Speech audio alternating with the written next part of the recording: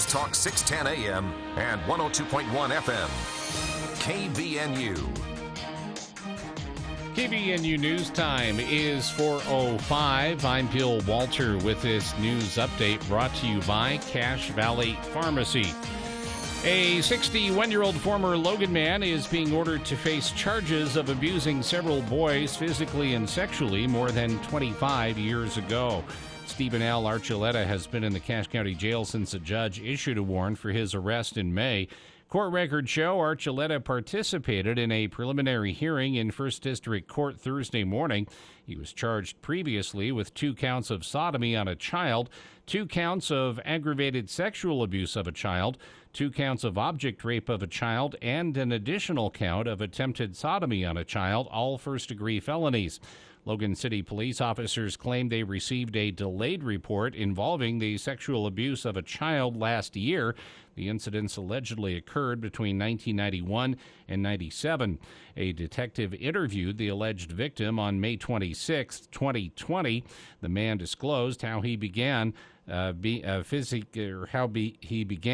physically and sexually abused when he was around the age of 9 or 10. Archuleta, according to the victim, of the alleged victim, would rape him and then threaten him with violence if he told anybody. The alleged abuse continued until he was approximately 13 or 14 years old. On March 15th this year, the detective interviewed a second alleged victim. The man also reported similar abuse occurring when he was between 6 and 7 years old.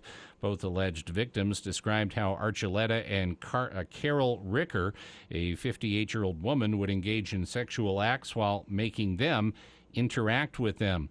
Ricker was convicted of abusing the boys in 2009 and is currently in prison. She's been charged with similar new offenses and will appear again in court on October 13th. KVNU News Time is 4:07. KVNU weather for tonight. Widespread rain showers, scattered thunderstorms this evening, then numerous rain showers after midnight, low around 40. Rain showers in the morning, scattered showers in the afternoon tomorrow, cloudy, high around 50. And then sunny and mid-50s on Sunday. It's been 51. It's 50 degrees right now at KVNU. We do have the flood watch continuing for the area until midnight tonight. Weather brought to you by Northern Steel Buildings.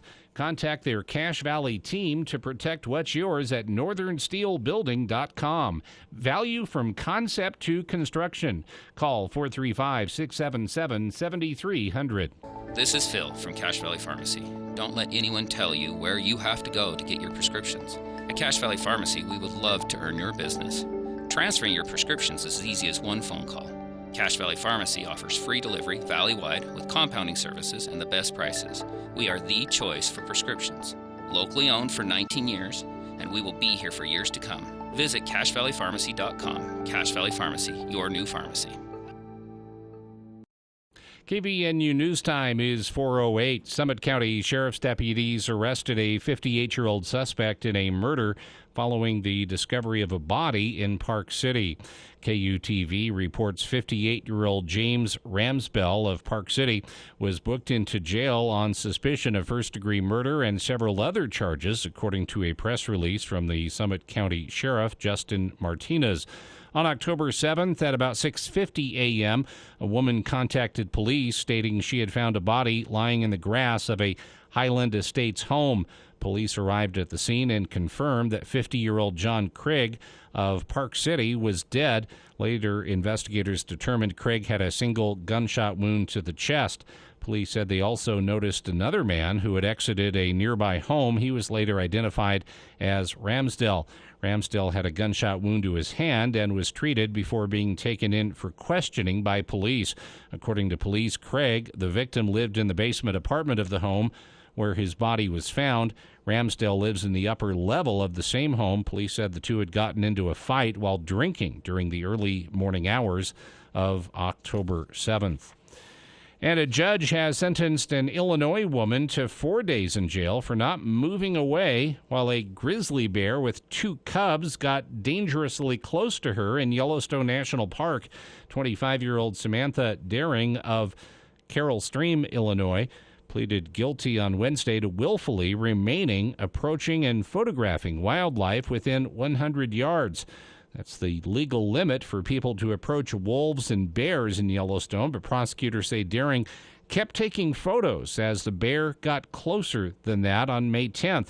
The bear eventually bluff-charged, running at Daring, but turning away without attacking. Daring's attorney did not return a phone message seeking comment. KVNU News Time is 4:10. For more details on these and other stories, visit CacheValleyDaily.com. The station for Logan High football. Catch every game on News Talk KVNU, 610 AM, 102.1 FM, and online at 610kvnu.com. Adams Wealth Advisors' entire team says, thank you, Cache Valley, for voting them the best financial planner in the Best of Northern Utah competition. Honesty and integrity is the hallmark of Adams Wealth Advisors. Let them earn your trust today. This is Craig Adams. At Adams Wealth Advisors, we are here to help you receive peace of mind, whether you've done a lot of planning or a little planning. Count on our team at Adams Wealth Advisors for honesty, professionalism, and integrity. Visit adamswealthadvisors.com or call 752-1702 to schedule a time with an advisor today. Please see adamswealthadvisors.com for more information on these recent awards. Logan Dental Associates has been serving Cache Valley for over 20 years. They are excited to announce the addition of Dr. Brandon Preby, hygienist Emily Preby, and Dr. Curtis Taylor. Dr. Preby and Dr. Taylor will also continue to work at Cherry Creek Dental in Richmond. Now allow for increased hours and advanced services at Logan Dental Associates in Logan. Call and make your appointment with Dr. Brandon Preby or Dr. Curtis Taylor at Logan Dental Associates by calling 435-787-8207. Ahoy, me hearties! Do you have pirate blood in your veins? Are you a scallywag on the hunt for gold? Adventure awaits the brave of heart at Halloween on the high seas at Woodland Living Planet Aquarium. Explore the Seaside Carnival, find a shipwreck and lost treasure, and discover sea creatures from the deep. Get your tickets today at thelivingplanet.com/Halloween. For the people. We are waiting with bated breath for news from the Cache Republican Party meeting an executive committee tonight. With Jason Williams. And I'm really excited about this next segment. We have two guests here in studio. We're going to talk about something that we've talked about many times here on the show, but from a bit of a different angle. Weekday afternoons from 4 till 6 on News Talk KVNU, 610 AM and 102 FM.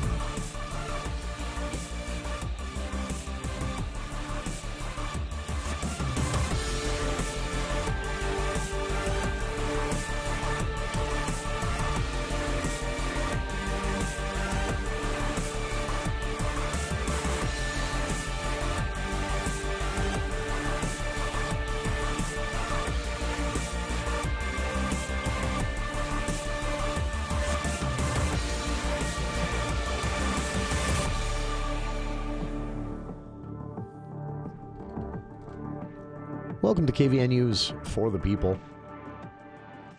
I'm Jason Williams. Bill Walter here in the studio as well. Big news in Utah today.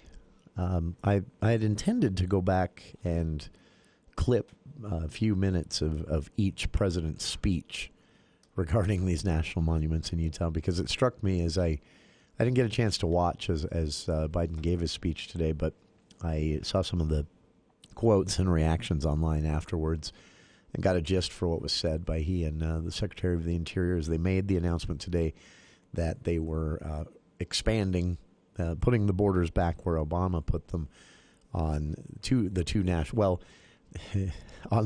new national monument, Bears Ears, and then restoring the border on Grand Escalante National Monument that was originally designated by Clinton in the mid-'90s. So that announcement was no surprise. Utah leaders were already reacting to it yesterday before it was official, but they'd caught wind that the announcement was coming. And I wanted to go back and clip some of each president's speech, because it really shows you how this has become a little bit of a lightning rod that oftentimes isn't really discussed as it should be. It becomes more of a political football, and I think some people see it as their side getting one in on the other side, which is unfortunate if you consider what the purpose of the Antiquities Act is. And I didn't have time to clip that audio out, but I was remembering how things played out. It's just there's a lot of contrast between the two parties, and this is an issue in which you can really see that contrast clearly. When Obama made the announcement of a designation of Bears Ears, the new national monument here that is partly here in Utah, partly in another state, the speech he gave was, he talked about working with the tribes and how the tribes had actually come to the Interior Department with this map already, and they'd worked with them, and they'd actually trimmed their map down a little bit, but it still ended up being a huge chunk of land, and it has spiritual significance to the tribes. It has a lot of historical significance to the tribes and all the rest of us as well. And then, of course, if you've ever visited Grand Escalante, you know why that was an area that a former president might have felt needed to be protected. There's a lot of mining interest there, and also a lot of things that could not be replaced once the land was damaged. So I can see how these things came to be, but with this recent redesignation, I don't know if that's even the right word, because what Biden did today was basically said, look, we're just putting the borders back where Obama originally put them. We're undoing what Trump did. And they talked about the same things, working with the tribes. I remember when Trump was here in Utah and made the announcement that he was shrinking not only Bears Ears, but also carving out this, and not a lot of explanation was offered for that. This rectangle was carved out of Grand Escalante, and you can easily infer why that shape was there. There's obviously something in the ground there that someone wants. I think it's actually an understatement to say it's used as seen as a political football. But what's interesting to me is I don't know that the presidents themselves see it as a political football. If you go back and listen to Obama's speech, he's saying basically, the tribes came to me with this and I agreed with them. Not a very political thing. If you listen to what Trump said, look, I talked to Utah's elected officials, the governor, Herbert at the time, and United States Senators Lee and Hatch at the time was a senator here in Utah.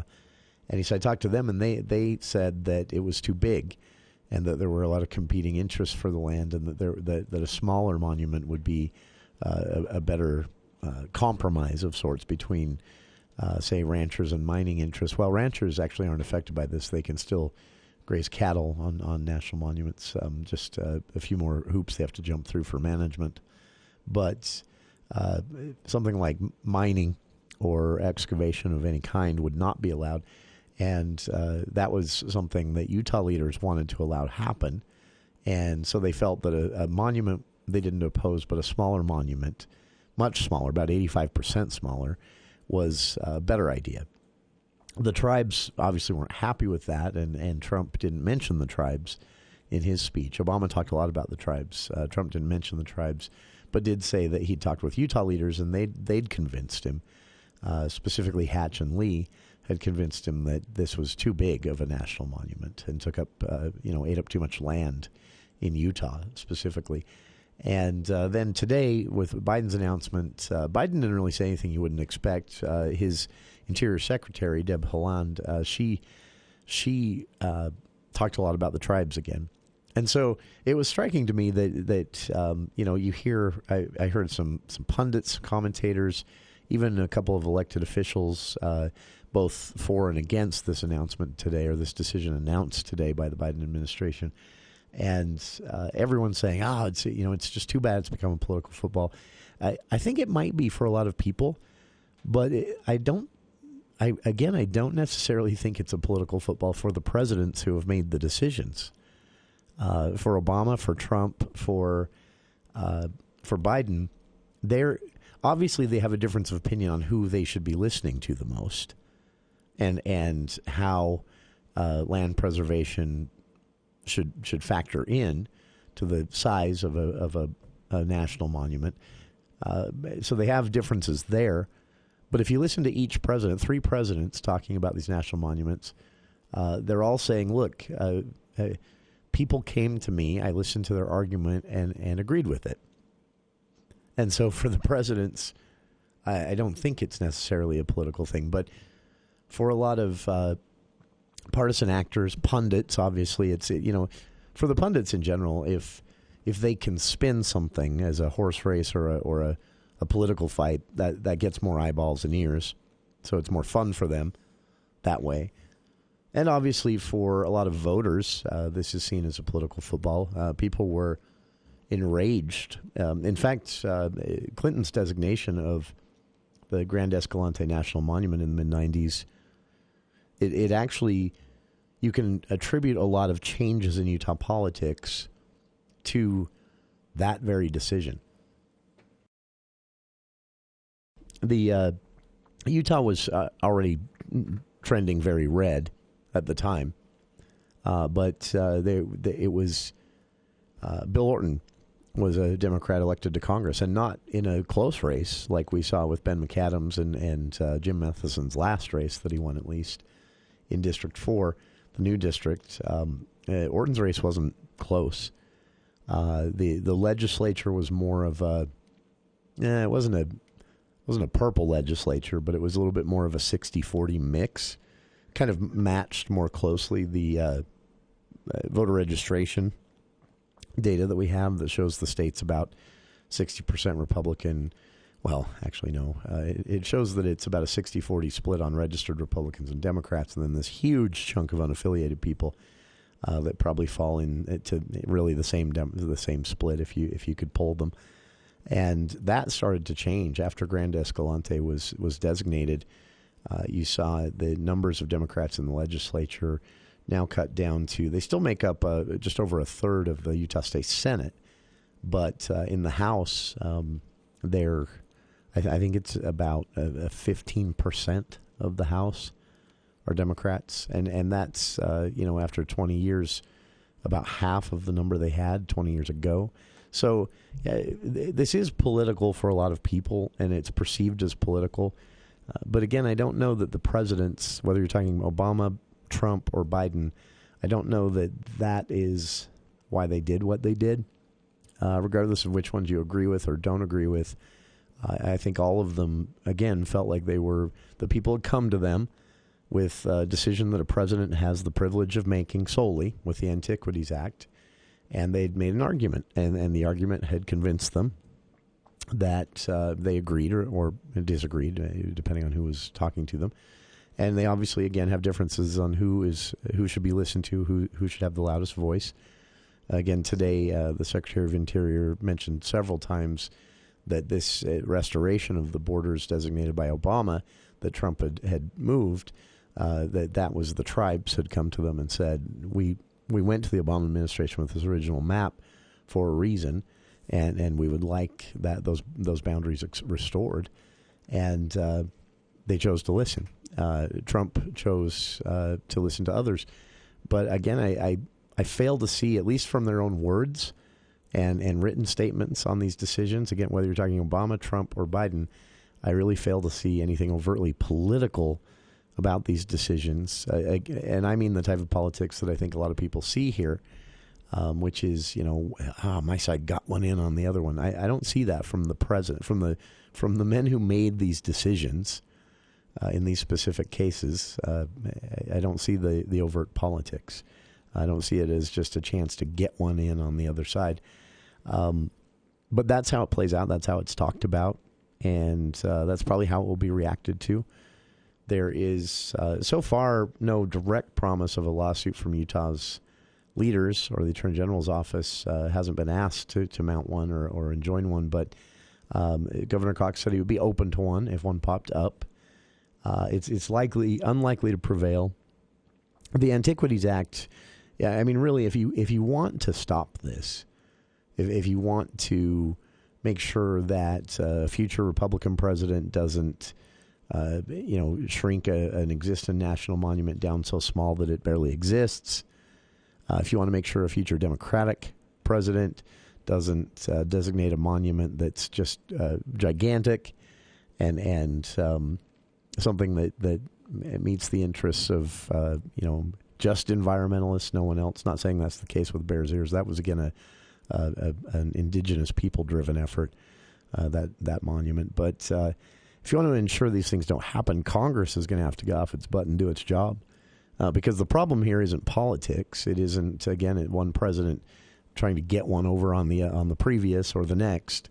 The problem here, or some might say it isn't a problem, but if you want to change all of this, if you want to stop it from being used the way it's been used, Congress needs to change the Antiquities Act, because the Antiquities Act says what it says.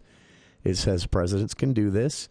It says they have to be able to justify reasonably the amount of land they're designating as an off-limits national monument. And otherwise, that's it. Those are the two rules, that it has to be the president's decision and that it has to be, well, I guess there's a third rule, which is that there has to be a point to it. You have to be preserving something that is irreplaceable.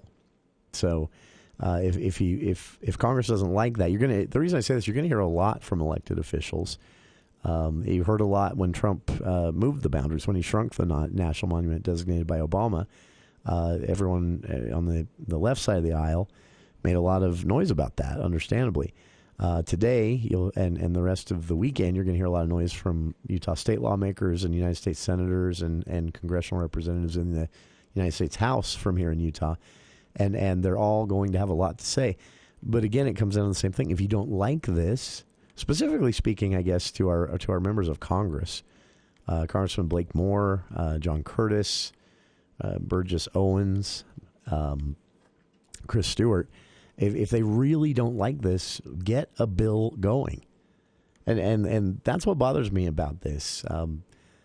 Democrats have never tried to clarify the Antiquities Act so that what Trump did wouldn't have been possible. They just talked a lot about doing that. Republicans have never tried to clarify the Antiquities Act by passing a new act to make what Obama did impossible. They've just talked about wanting to. But Congress never really does anything. They just complain. They've all become that person no one likes to work with. We all have a coworker like this. A lot of complaints, not really willing to do anything to make it better. That's Congress right now. Both parties. And the Antiquities Act and National Monument designation battles, prime example. We'll be back right after this. The North Logan Pumpkin Walk is just around the corner. This year, October 14th to the 16th and 18th and 19th, make sure to explore all things pumpkin. Cache Valley Transit District is proud to offer shuttle services to and from the Pumpkin Walk. Just remember that per federal guidelines, masks or face coverings are required for all shuttle riders. Cache Valley Transit District, connecting you to the people and places that matter most. We need more attainable housing in Utah and Cache Valley. Today, more than 50% of Utahns can't afford to buy their home in their own neighborhood because of rising prices.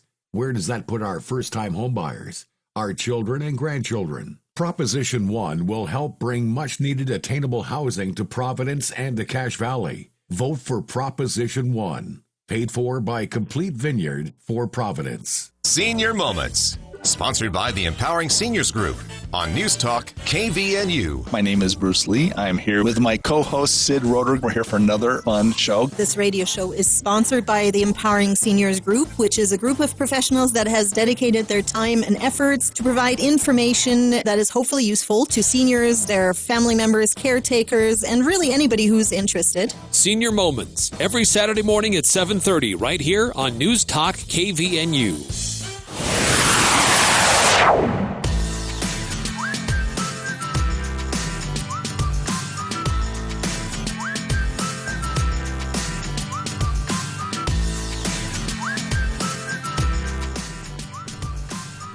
Welcome back to KVNU's For the People.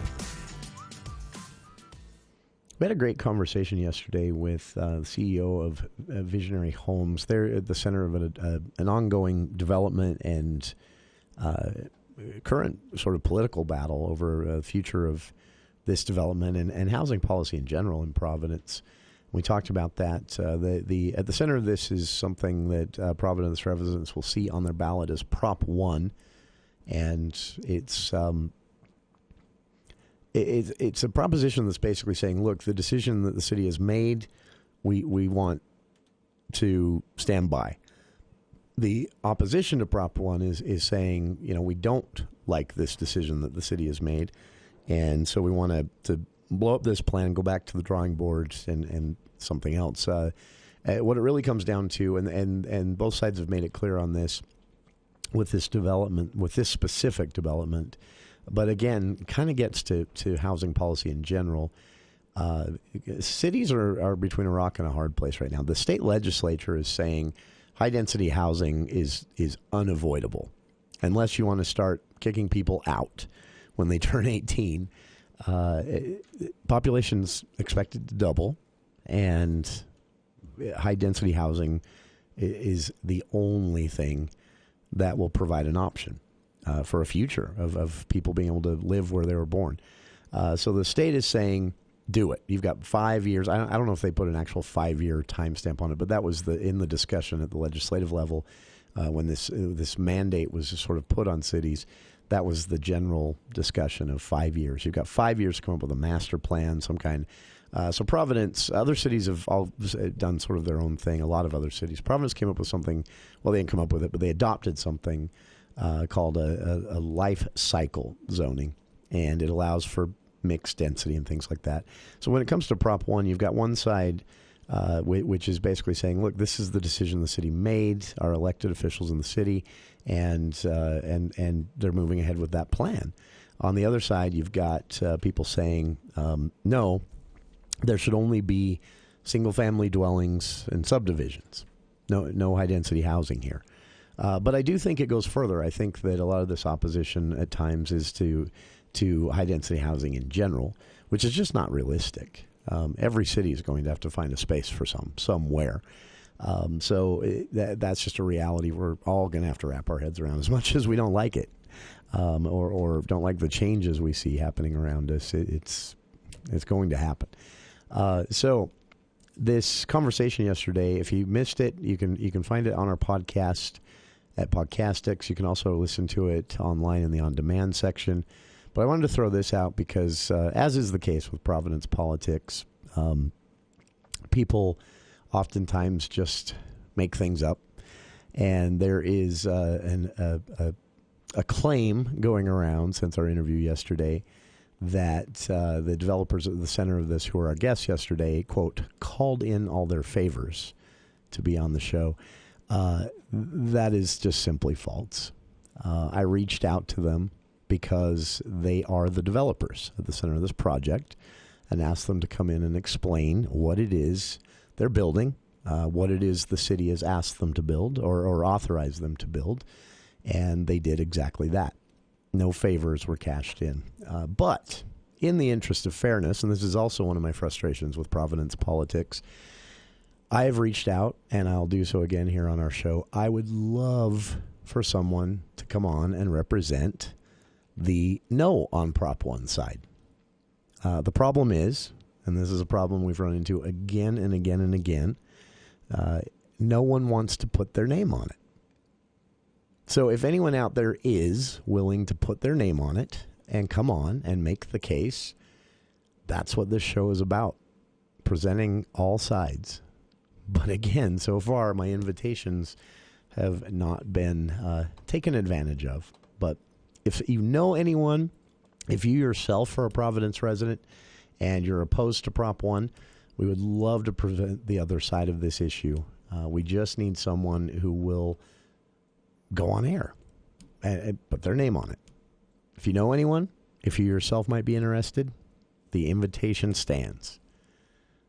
Coming up, the For the People movie show, we're going to be talking about the new James Bond movie. This, it's interesting. I never remember a James Bond movie attracting so much discussion and attention outside of, people loving it or hating it. This one, though, is Daniel Craig's last.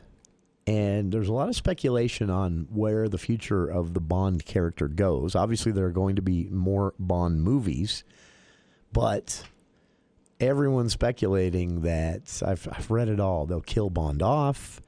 There'll be someone just totally new. That they're just going to, like they have before, as the Bond character has been played by different actors. They've just not explained it. It's just one last movie was Daltrey, and then all of a sudden someone else. They might do that. Who knows?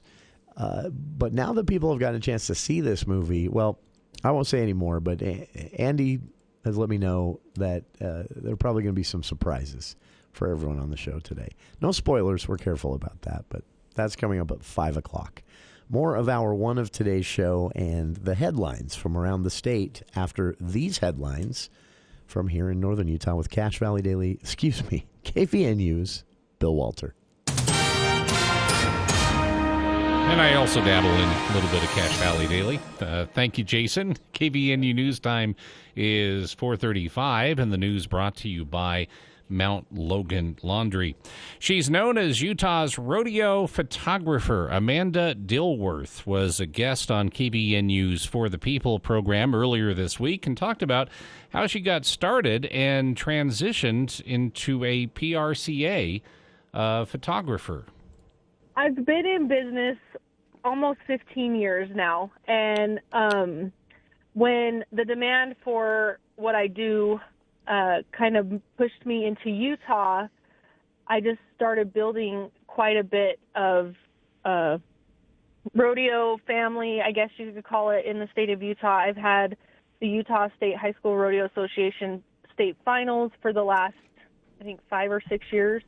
Dilworth, with her company Western Edge Photography, is based in Burley, Idaho, and covers the PRCA Wilderness Circuit, which encompasses southern Idaho and all of Utah and Nevada. She said it's a fun job, but there are hazards to be aware of. Personally, self-preservation is literally everything. I choose not to be inside the arena for the rough stock, for any of the bulls or horses. I like to put myself in a safe place where I can get the images that I would like to get without being in the way of the rough stock riders. I jokingly say quite often that I would rather be shooting the wreck than be in the wreck or the one that causes the wreck. She said it involves just knowing your surroundings and knowing where to be. You can see her work at her website, westernedgephotography.com. Newly released documents from the investigation of a woman accused of conspiring to kill her children and husband reveal sordid details of a cult-like belief system of zombies and vibrations. Documents from the Chandler Police Department in Arizona examine the lives of Lori and Chad Daybell via text messages, computer files, and interviews. Both are charged with conspiracy to commit murder in the deaths of Lori's children, 7-year-old Joshua J.J. Vallow and 17-year-old Tylee Ryan, and in the death of Chad's previous wife, Tammy Daybell. Lori Daybell is also charged with conspiring to kill her estranged husband, Charles Vallow, with the help from her brother. The brother died in 2019. And the first Nevada marijuana store on the Idaho border has been cleared to open in the rural Elko County town of Jackpot. The Elko Daily Free Press reports the Elko County Commission unanimously approved a business license for the Thrive Cannabis Marketplace this week, after authorities confirmed dispensary workers had passed background checks. The move comes despite opposition from county commissioners on the Idaho side of the line. A representative for the dispensary told the Elko County Commission it could be ready to open as early as Monday. The store is about 65 miles north of Wells, Nevada, and 45 miles south of Twin Falls, Idaho. KVNU News Time is 4:39. Hey, get prepared for the hunting season. Did you remember to bring your hunting gear, your sleeping bags, and coats into Mount Logan Laundry? With their 55 and 80-pound washers and dryers, they can do any job. And while you're at it, bring in the comforters and blankets and get ready for the colder months ahead. Try Mount Logan Laundry. For a few quarters, you can use their large-capacity washers and dryers and be done in no time. Free Wi-Fi and drop-off service. They're at the corner of 5th East and 9th North in Logan, or in Brigham on the corner of 1st East and 7th South. Mount Logan Laundry really is the cleanest spot in town. KVNU weather tonight, widespread rain showers, scattered thunderstorms this evening, then numerous showers and isolated storms after midnight tonight, low around 40. And then on Saturday, numerous showers in the morning, scattered rain showers in the afternoon, cloudy around 50 tomorrow. Sunday is going to be kind of a day between two storm systems. Sunny skies and mid-50s on Sunday. It's been to 51. It's 51 degrees right now at KBNU. KBNU weather brought to you by Adams Wealth Advisors. They put clients first under any circumstance. You'll receive peace of mind with Adams Wealth Advisors. Schedule a time with an advisor today. Call 752-1702 or visit adamswealthadvisors.com. For more details on these and other stories, visit CashValleyDaily.com. At Palmer's Metal Mart, you get more than great steel at great prices. You get an amazing customer experience. For almost 30 years, people have chosen Metal Mart for the level of service that comes with the Metal Mart experience. But again, don't take our word for it. Metal Mart was so professional and informative about an unusual project we had. They kept notes, so no matter whom I came in to talk to, we were all on the same page. I appreciated the professional yet friendly environment I encountered. Another great customer said, "So I needed to pick up some tubing to repair a utility trailer, and I placed my order, but unfortunately I gave them the wrong specs. It was totally my fault, and instead of making me eat the cost, Metal Mart gave me the credit towards the right tubing. Great guys, and great customer service."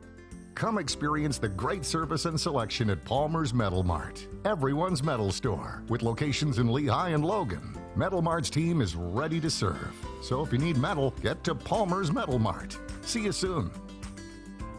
Bring back what you've been missing. Bring back Cache Valley Hearing and Audiology. Cache Valley Hearing and Audiology is Cache Valley's most trusted name in hearing aid technology. Schedule a free consultation with Dr. Paul Daines by calling 753-HEAR or visit CacheHearing.com. Bring back what you've been missing. Bring back Cache Valley Hearing and Audiology. It's true, many of us spend more time thinking about what's for dinner than thinking about retirement. But if you think your retirement needs deserve more attention, we agree, and we'd like to help. We're Edward Jones. Together, we can give your long-term retirement strategy the attention it deserves. Contact your local Edward Jones financial advisor to get started today. Call 1-800-ED-JONES. Visit edwardjones.com or stop by any of the 7 Edward Jones offices in Cache Valley.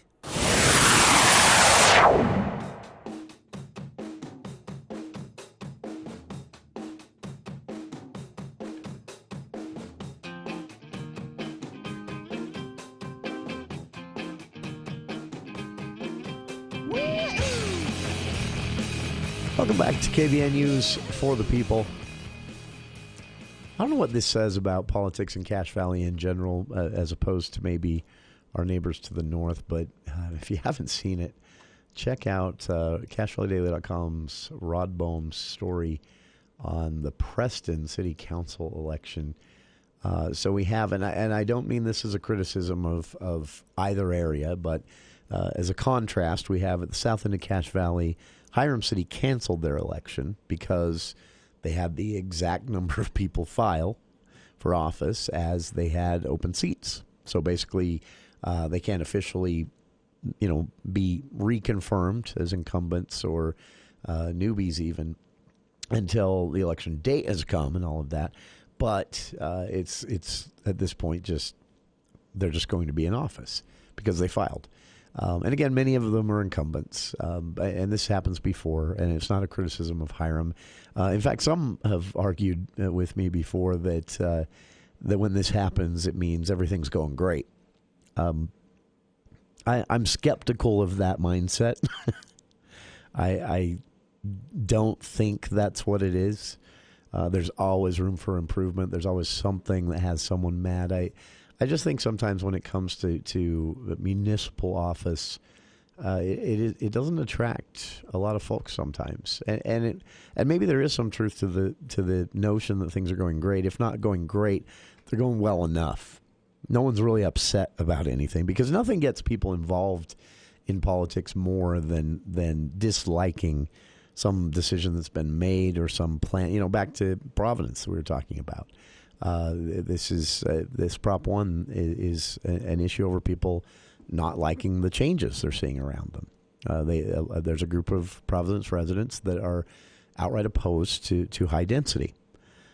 Even in this case, as was explained yesterday on the show, you're talking about 8 units. I mean, that's not exactly extreme high density. When 40-unit structures are being built everywhere else, it's still an issue of density, and people don't like that. And so they want to see subdivisions and single-family homes. Again, I say it's just not realistic, but it's an issue that gets people engaged. So I'd love to know what's going on in Preston. I'm not familiar enough with the politics of the county or of the city to know, but 6 candidates have filed for only 2 open seats on the Preston City Council. This is, of course, headed into the November 2nd general election. And 2 of the 6 are incumbents, Todd Thomas and Allison Wadsworth. They're hoping to keep their seats on the council.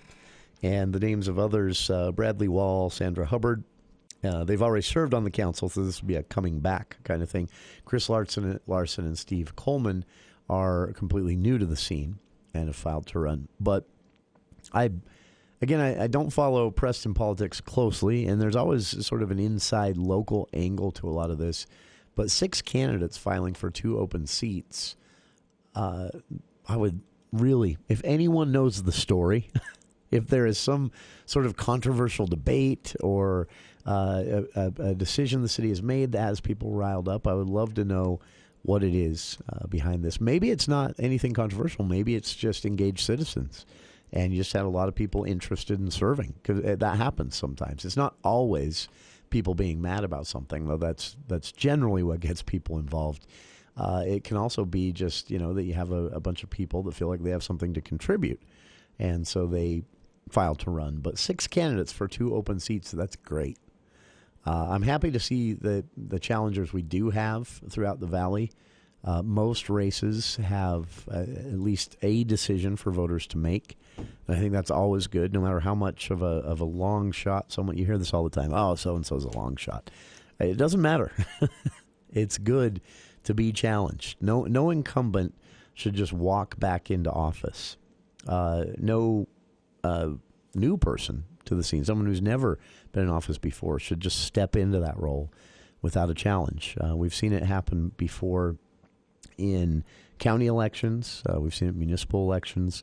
We don't as often see it in state elections, state house and state senate elections. Usually there's at least one if a challenger there. And if not a partisan challenger, then an intra-party challenge and a primary.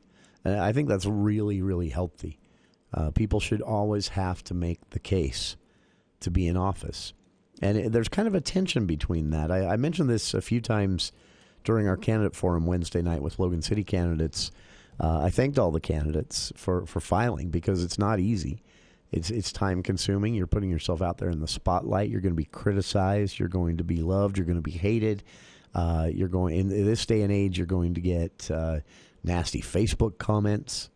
It's just part of running for office, and you can see why that discourages people from doing so. And unfortunately, I think that over time is going to also lower the bar on our talent pool of people and experiences that are running, especially when it comes to the state legislature.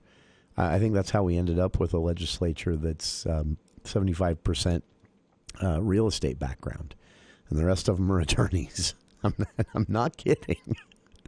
No offense at all to those professions, but that's pretty concentrated in a state legislature to have, those 2 professions be the most represented in what's supposed to be a citizen legislature representing all walks of life. But I don't blame anyone that's in office for this. I think what it is, again, is that there are a lot of reasons for people to be discouraged from running for office. And some of that might be just that you have a life and you're busy and you don't have time to do this. And so then you'll see people argue for, like, say, publicly funded campaigns. The argument there is if people don't have to fundraise, that makes it a lot easier to run for office. I don't know. Arizona dabbled with that, and it hasn't gone well at all. I do think there are a lot of barriers to just filing, especially right now. I think politics right now is pretty ugly, so I think people are discouraged from putting themselves out there in the spotlight that way. So I thanked all the candidates that night for filing to run. And, of course, in that city council race, you have two incumbents, Amy Anderson and Ernesto Lopez, who definitely held their own Wednesday night. But Keegan Garrity, not new to running for office, this is his second attempt, but he held his own, and he injected things into the conversation, and that, if that's all a person does, that I think is really, really healthy. So I'm excited to see something like this. But again, if anybody out there knows the story, not just trying to get the goods, the gossip here, I guarantee there is a very interesting story behind this. Check out the story, CashValleyDaily.com. Again, 6 candidates have filed for only 2 open Preston City Council seats, and they are currently campaigning very aggressively. Rod Bohm has the story on that at CashValleyDaily.com, and we'll be back with more of For the People right after this. Charles is dying from COVID-19, not because he has the disease, but because he has to travel 95 miles in an ambulance to the nearest open ICU bed.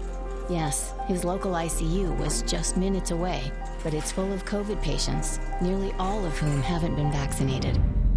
So, if you think you're not hurting anyone by skipping the vaccine, think again.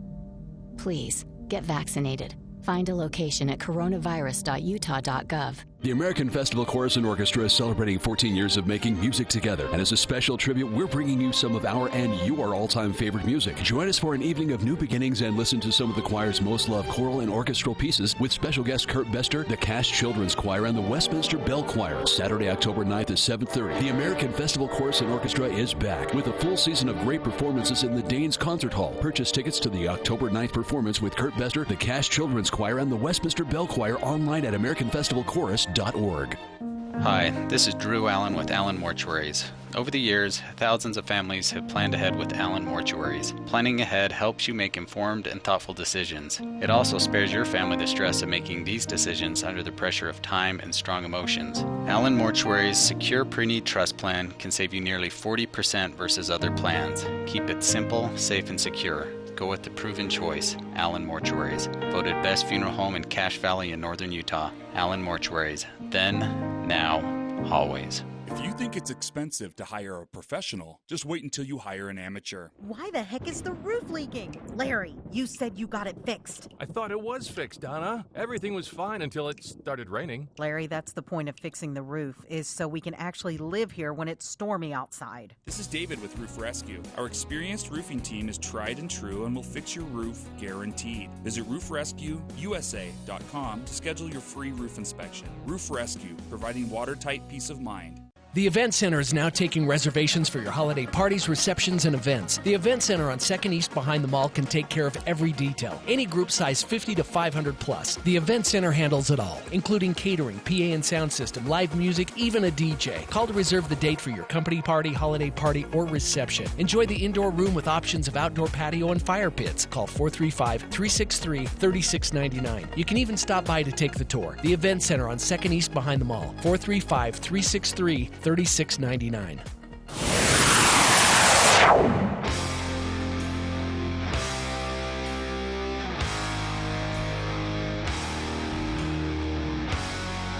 Welcome back to KVNU's For the People. Again, the For the People movie show coming up at 5 o'clock. Andy Morgan of Andy at themovies.com will be here, and we'll be talking James Bond. I want to point this out, too.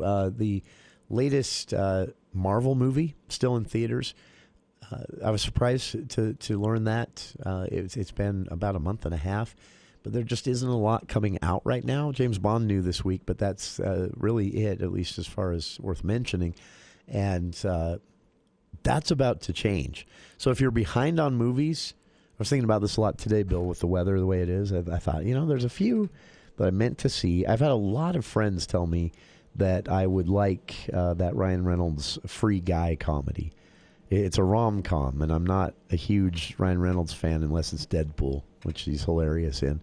But I've had a lot of people say that if you are a Marvel fan, a Star Wars fan, you should go see this movie because it's chock full of little references that only nerds would get.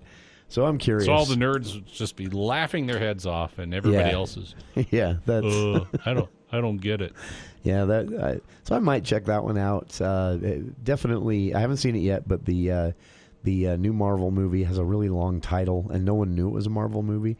Andy said it was one of his favorite movies of the year, so definitely want to check that one out. I thought I'd missed it because it's been so long. Got busy with some last-minute camping trips and getting the yard and everything ready for impending cold weather, and just thought I missed it, but it's still here. In fact, almost everything that opened the latter part of the summer is still playing in Cache Valley. There just hasn't been a lot. So, but again, that's about to change. So if you've missed some of these, if you're looking at the weather and thinking, maybe I'll rediscover movies, this weekend and the coming week, your chance to do so. Starting next weekend, we got James Bond this weekend. Starting next weekend, I think the speed starts to pick up a little bit. And of course, end of the month, Dune, after a nearly 2-year delay at this point. And I'm pretty excited to see how that plays out. One of my favorite books. Okay. Wrapping things up here, I mentioned the Preston candidate story. One listener chiming in saying they'd heard some rumors that it is also a housing and development issue that's driving people an interest in the Preston City Council races, that they have some proposed developments around the corner and also trying to get ahead of population growth themselves. Not like we're going to see here in Utah, but still. And that, this listener says, is what has created the interest in running for office. So that's pretty cool if that's the case. I think that's definitely a good way to get in. Also a story at CacheValleyDaily.com here, something to wrap up hour one of today's show with. I've been wondering when this was coming. We saw over the summer some relaxation of certain fishing rules because, basically reservoirs were running dry. The fish weren't going to fare well. So they're basically telling people, take as many as you can take out. It helps us all out and helps the fish. They're going to die anyway. With that in mind, with low water levels in mind, with the potential, despite how wet it's been the last couple of days and will be for the next, 6 days? We get a break Sunday. Sunday. And then rain showers and even snow showers. Yeah. Yeah, so by Tuesday. If you got some things out that you meant to put away for winter and haven't yet, and it got wet, Sunday's your day. That's as much as it's going to dry out before it starts freezing. But yeah, it's been pretty wet. It's going to be pretty wet into next week, and hopefully that's a sign of what the winter will be like when it comes to snowpack in the mountains, at least. Fingers crossed. If not, a lot of people wondering, what does this mean going forward for fishing licenses, hunting licenses, rules and regulations, what might change?